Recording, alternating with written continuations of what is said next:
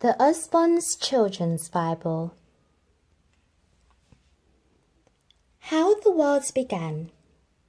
Long, long ago, there was no world, no sky, no sun or stars, not even any day or night. There was only swirling waters in a huge, dark, empty space.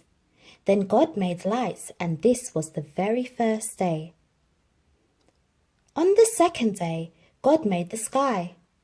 Under the sky was nothing but water. God collected the water together to make the seas. Between the seas was dry land. God then ordered all kinds of plants and trees to grow on the land. That was the third day. The next day, God put the sun in the sky to shine during the day and the moon to shine at night. On the fifth day, God said that all kinds of creatures could swim in the seas and all kinds of birds should fly in the sky. He blessed them, told them to have their families and to live all over the world.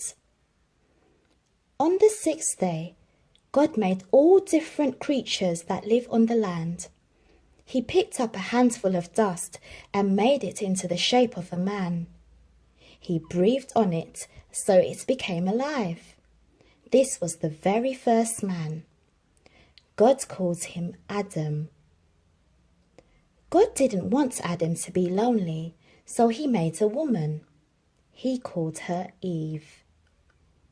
In just 6 days, God created the whole world, all the plants, birds, and animals, and the first people, and it was all good.